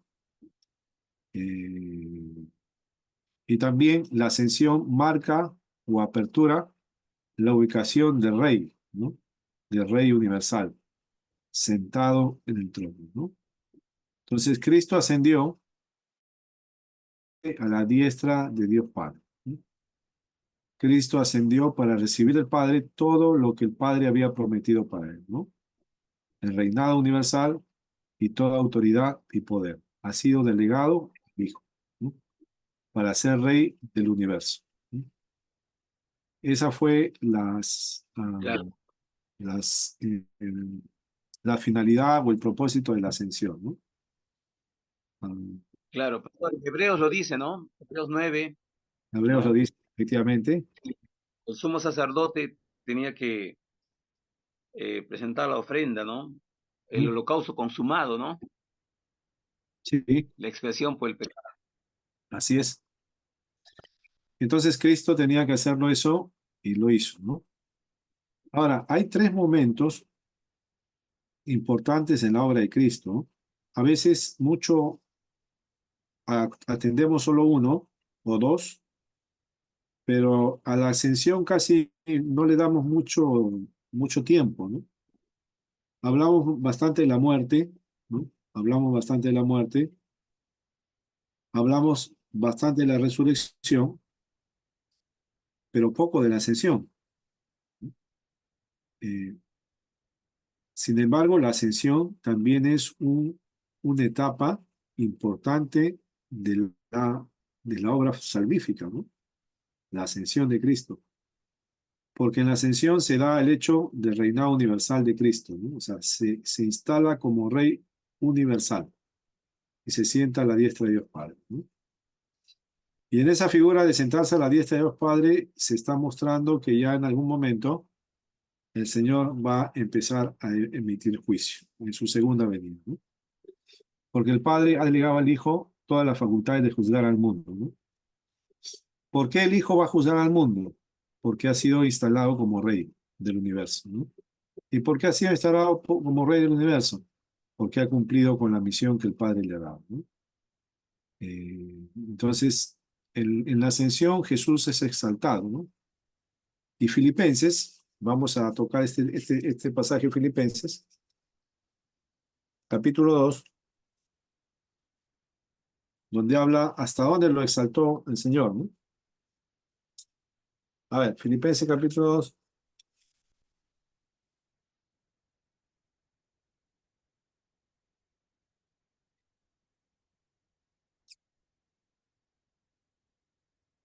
Filipenses ¿Dos capítulo cinco? 2, 9, 9 Los al nueve, 11. pastor. 9 al 11. 2, No, 9 ya, al 11. sí. Por lo cual Dios también le exaltó hasta lo sumo y le dio un nombre que es sobre todo nombre, para que en el nombre de Jesús se doble toda rodilla de los que están en los cielos y en la tierra y debajo de la tierra, y toda la lengua confiese que Jesucristo es el Señor, para gloria de Dios Padre. Amén, ¿no? Entonces ahí está, ¿no? Dios le ha dado un nombre que es sobre todo nombre, ¿no? Al momento de su exaltación, ¿no? O sea, al momento de la exaltación, de la ascensión, Dios le da un nombre que todo el mundo tiene que postrarse delante de ese nombre, ¿no? Es Jesús, el Hijo de Dios, el Cristo, ¿no? Y toda lengua va a adorar y confesar que Jesús es el Señor, ¿no? O sea, hay una exaltación elevadísima de parte del Padre al Hijo, ¿no? Ha sido exaltado en la ascensión, ¿no?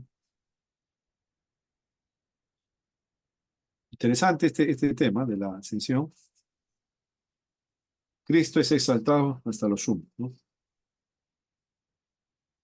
Ahora, el otro punto, y con eso ya terminamos esta parte, ¿no? Es el retorno físico de Cristo, ¿no? Ya no solamente tiene que ver con la ascensión, ¿no? Se fue, ¿no? Se elevó, se ocultó de sus ojos, ya no lo vieron más. Los ángeles le dicen a los apóstoles que estaban mirando ahí al cielo, ¿no?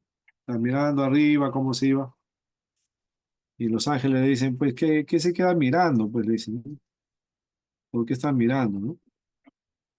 Este mismo Jesús que ha sido tomado de ustedes, así volverá como lo habéis visto ir, ¿no? Entonces, el retorno físico de Cristo es un momento de exaltación también de su persona, ¿no? Cristo regresará. Cristo regresará, ¿no? Es un acontecimiento escatológico real, ¿no? Real, no es falso, es verdadero, ¿no? Es verdadero. Cristo regresará. Este, Pastor, sí, en la última, disculpe, una pregunta en el propósito de su regreso. Hay diversas, bueno, interpretaciones, ¿no? Hay unos ya. que creen en el milenio y otros que creen que, bueno, tendremos nuevos cielos y tierra nueva, ¿no? Ujú. Hay diferentes interpretaciones en la parte del propósito del regreso, pero todos queremos y esperamos su regreso, ¿no? Su segunda venida. Claro, eso se llaman posturas, ¿no? Lo que Roger está hablando de posturas escatológicas, ¿no? Que muchas de las posturas tienen sus argumentos, pueden tener muchos argumentos bíblicos, ¿no? Las otras también, ¿no? Entonces, como teólogos, como estudiantes de la Biblia, nosotros tomamos una postura, ¿no? Porque las dos pueden ser, ¿no? Pero se tiene que optar por una, pues, ¿no? Pero lo que sí concuerda, ¿no? No se puede negar que el retorno va a ser inminente, ¿no? Va a haber el regreso, ¿no? Ahora, el regreso, bien lo he puesto ahí, es un regreso físico. ¿Qué quiere decir físico? Que Cristo va a ser visto. No, no es un regreso espiritual para ojos espirituales, ¿no? Como algunos piensan que Cristo va a regresar, pero que solamente lo van a ver algunos que tienen ojos espirituales y otros no. Falso. El regreso de Cristo es visible. Dice el libro de Apocalipsis que todo ojo lo verá. No va a pasar desapercibido para nadie, porque en la exaltación de Cristo, en su regreso, toda rodilla se doblará, ¿no? O sea, no va a haber persona que lo deje de ver. ¿Cómo será el regreso? ¿De qué manera va a regresar Cristo, ¿no? Los ángeles le dicen, De la misma forma que, sí, adelante, adelante. Sí, alguien no, quería... no, a la pregunta, no sé si era una pregunta, pastor, pero usted dijo, ¿no? ¿De qué forma será su regreso? Y usted nos mencionó que va a ser la misma forma de como él se fue, ¿verdad? Porque eso nos menciona en Hechos, ¿no? El ángel le dice eso a sus discípulos que se quedan mirando. ¿Y cómo se fue? Se fue con sus heridas en las manos, en los pies, en el costado. Entonces, las mismas heridas, las mismas marcas, se volverán a ver en su regreso, ¿no? Y esas marcas que Cristo tenía fueron señal para Tomás, por ejemplo, ¿no? Para evidenciar de que efectivamente era Cristo el que estaba mirando, ¿no? Ahora, es un evento universal, todo lo van a ver, ¿no? Y dice el libro de Apocalipsis que toda la creación se va a conmover, ¿no? O sea, el firmamento, el universo, los astros, todo se va a sacudir, ¿no? Todo se va a mover, toda la creación se va a conmover cuando regrese Jesucristo por segunda vez, ¿no? ¿Y a dónde va a regresar? Va a regresar aquí, ¿no? A la tierra, y todos lo vamos a contemplar, ¿no? Eso es inevitable. Todos van a ver a Cristo, ¿no? Regresando. Porque dice, así como se pone del oriente del occidente, o sea, es imposible que no lo vea, ¿no? Así va a verse la persona de Cristo, ¿no? Ahora, ese día del regreso de Cristo es el último día de la historia de la humanidad, ¿no? O sea, hasta ahí terminó el reloj cronológico del hombre. Hasta ahí terminó, punto. El último minuto se terminó, ¿no? Ahí acaba la era o el tiempo de la humanidad, ¿no? Y empieza el tiempo del reinado de Cristo universal, eterno, ¿no? Ahora, como bien lo mencionó Roger, ¿no? El propósito del regreso de Cristo tiene que ver principalmente con un aspecto, ¿no? Cristo vendrá para juzgar, porque a él le ha sido entregado todo poder y autoridad, ¿no? Él viene a juzgar. Y como bien menciona el credo apostólico en nuestra confesión, dice que él volverá a juzgar a los vivos y a los muertos. O sea, todos van a pasar por el juicio, ¿no? Del Señor. Y también es para instaurar el nuevo momento, el nuevo tiempo, la eternidad para toda iglesia, ¿no? Juicio y apertura, ¿no? De un tiempo nuevo, los cielos nuevos y la tierra nueva, la vida eterna. Ahí empezamos ya el tiempo de el refrigerio, el tiempo de descanso eterno, de satisfacción eterna, de la gloria eterna. Cristo regresará para eso. La promesa de su regreso nos ha acompañado durante años y nos sigue acompañando, ¿no? O sea, todavía el regreso de Cristo no se ha dado. Hay algunas señales, algunas cosas que están ocurriendo que nos ponen de alerta, ¿no? Que cada vez los tiempos se están acercando eh, para el regreso de Cristo, ¿no? Los eventos, el mismo Señor Jesús dijo que serán como los días de Noé, ¿no? Y otras cosas más, ¿no? Así que ese fue el momento del estado de la exaltación. Va a ser el estado de la exaltación, el regreso físico de Cristo, ¿no? Es el día que esperamos, pues, ¿no? Como cristianos, espero yo, quizás Dios me regale la dicha de verlo venir por segunda vez, ¿no? Antes que me vaya, ¿no? O antes que muera. Y todos los cristianos creo que viven con esa esperanza, ¿no? De alguna manera anhelan ver cumplida la promesa de su retorno, ¿no? Pero Pastor, de que va a ser un hecho real, sí es, sí va a ser. Ojalá lo podamos ver. Sí, Javier. en Hechos 1:9, ¿no? Y 1:11, cuando dice los ángeles, una nube dice, lo ocultó, ¿no? Eh, Ocultándolo, dice, ¿no? A la vista de los discípulos. Esto me hace ver que en el Antiguo Testamento, por eso decimos, no podemos revisar el Nuevo sin antes también entender el Antiguo Testamento, porque el Antiguo es como un velo que nos tenía preparado para lo que iba a suceder.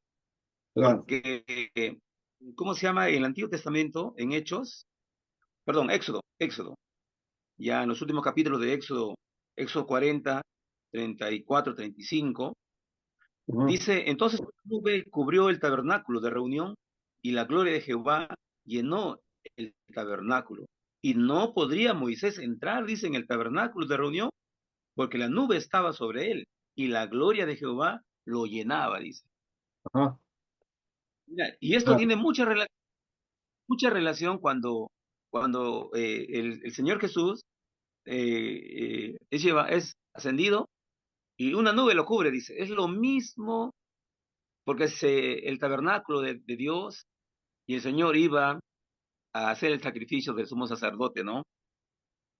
Pero esto tiene una palabra en el Antiguo Testamento, el judío tardío lo llamaba como el Shekinah de Dios.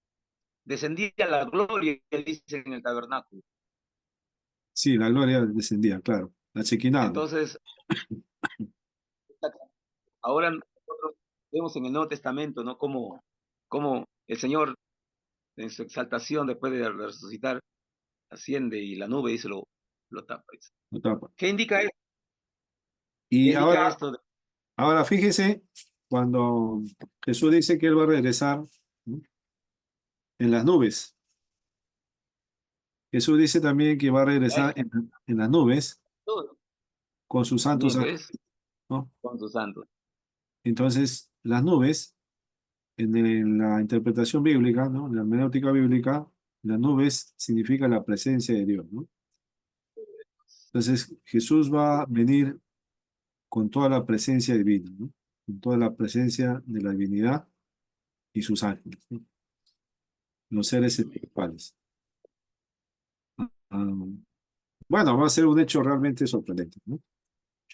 Eh, los ángeles van a acompañar el retorno de Cristo, ¿no? Bueno, a esto pues hay muchas posturas, ¿no? Algunos consideran que Cristo va a regresar para instalar un reino por 1000 años en la tierra, ¿no? Va a descender en el Monte de los Olivos en su regreso y va a instalar su reino en Jerusalén y desde ahí va a juzgar al mundo 1000 años, ¿no? Y todo el mundo va a ser juzgado con justicia por Cristo, 1000 años.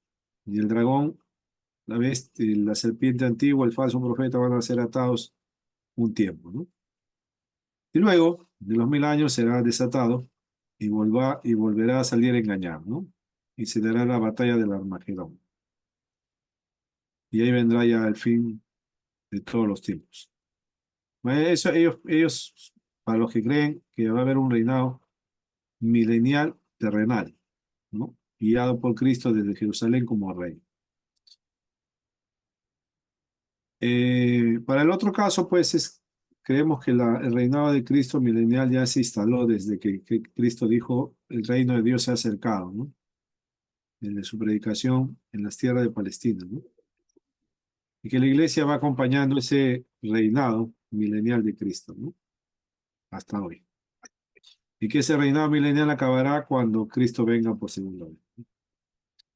Esa es la posición más conservadora, reformada que hay, ¿no?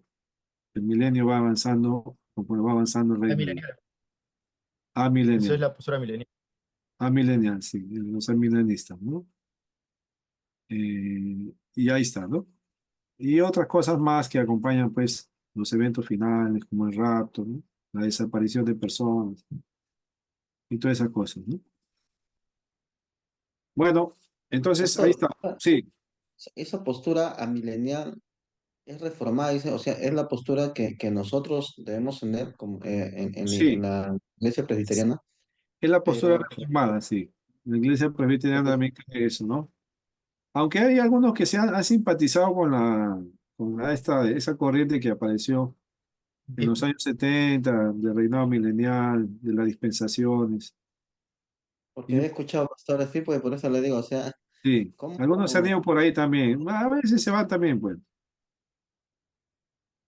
Pero, digamos, la más conservadora, más tradicional es la que menciono, ¿no? Que esa milenial, el reino de Dios se va haciendo con la iglesia, ¿no? El milenio va acompañando con la iglesia. La otra, bueno, hay que observarla bien, ¿no? Pero ahí está, usted puede leer de los dos lados, ¿no? Y puede sacar sus conclusiones también. Entre los más Sí, Creo que el premilenial histórico también está, otras históricas, ¿verdad, pastor? Amilenial y el premilenial histórico, creo que son los dos más antiguos. Porque sí, el dispensacionalismo es, eso recién nomás. Es más temprano en las dispensaciones, ¿no? Bueno, y la parte histórica también, la interpretación histórica de los eventos, también tenía su momento, ¿no? Que ya fueron eventos que se han dado, ¿no?